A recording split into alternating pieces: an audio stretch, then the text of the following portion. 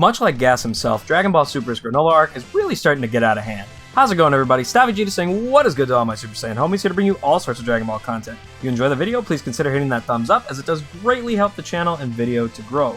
So today we'll be talking about Dragon Ball Super Chapter 80 and all of the craziness it really brought about. Continuing on from last time, Granolah and Gas are still in the heat of their battle. Granolah is able to keep the upper hand given his speed and knowledge of his techniques, having had his abilities for longer than Gas. However, both Oil and Vegeta seem to be concerned for both their respective champions, yet Maki's concerns lie with whether or not Alec actually made the wish properly. And though, truth be told, I do like the idea of experience being able to overcome brute strength, it doesn't necessarily seem as though that this is what Toriyama and Toyotaro decided to stick with.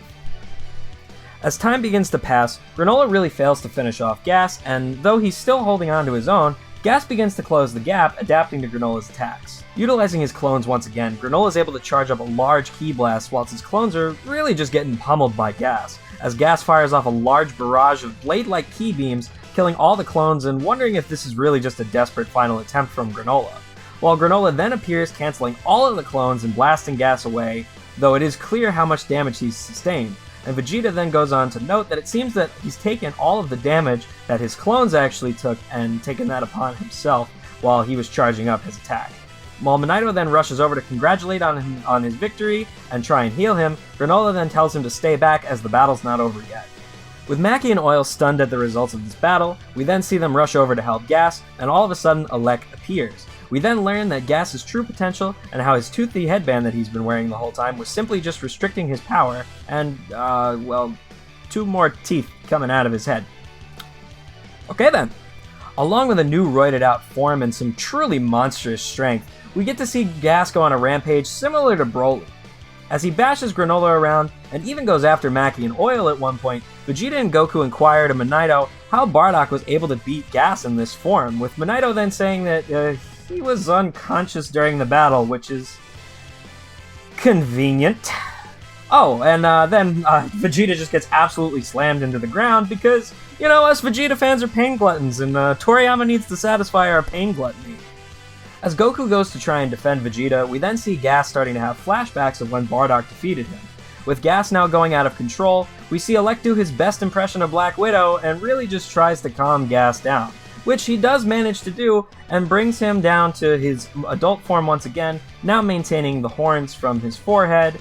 And yeah, this is where we leave off for the chapter, so this is going to be our cliffhanger, is now where Gas stands, being able to control his full potential rather than just being absolutely roided out in his berserker form.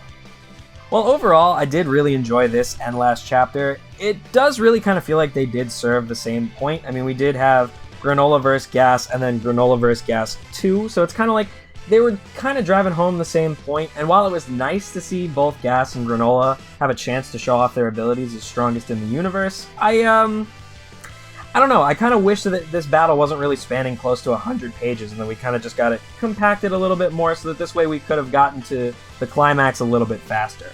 In terms of the design for Gas's berserker form, I actually did really like this.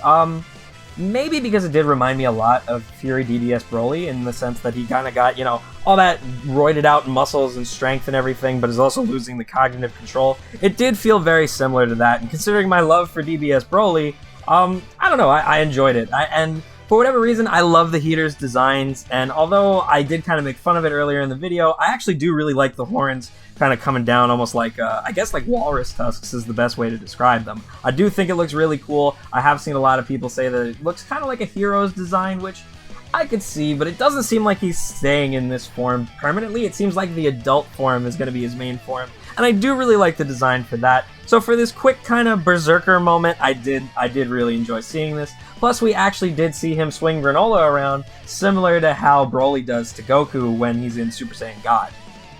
I had also mentioned in last chapter's review how I'm sort of worried that the battle is going to fall either completely on Granolah's shoulders or upon Granolah and Goku's shoulders, with Vegeta and Minato looking on from the sidelines with pride.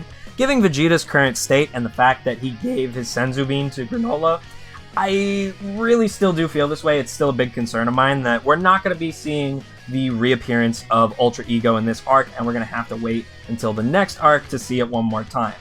When Ultra Instinct was first introduced in the Tournament of Power, we got to see Goku use it on 3 separate occasions. And though he didn't necessarily get full, I guess, control over it until the Moro arc, we at least got to see a development for the technique, and I would like to see that same thing for Ultra Ego. Though I don't think Ultra Ego's reappearance is completely off the table for this arc. Given Vegeta's current state, I more than likely think we're going to have to wait until the next arc begins to actually see it in action again. We also know, based on some interviews at the end of 2021, that the arc is on its way and coming to its climax, and that we are going to be getting one more major twist before the end of the arc. There are a few possibilities as to what this surprise could actually be, and the first one I think it could be is that we could see a fusion, more than likely Gogeta, considering that we don't have the presence of the Kais or Pataras currently right now, and considering that Goku and Vegeta respectively couldn't even beat Granolah, the two of them fusing to beat Gas, it doesn't seem too far-fetched to me. Another possibility that I could see happen is that Frieza could finally make his appearance in the arc. We've been talking about him a lot, and his appearance could really make for like some kind of crazy four-way brawl between like the Saiyans, Granolah, and the Heaters and everything. Like I just think it could be some sort of crazy big fight between all of them.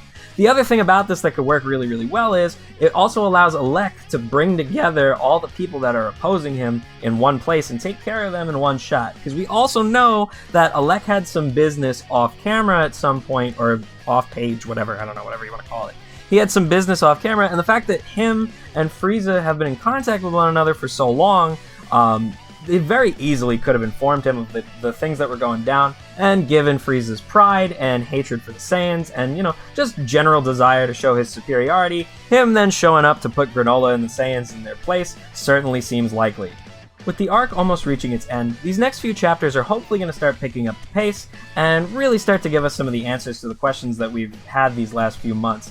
I'm definitely excited to see what direction Toyotaro and Toriyama like to take the story, and I'm certainly looking forward to next month. Anyways, thanks for watching the video. I hope you guys enjoyed. Have a great rest of your day. Peace out.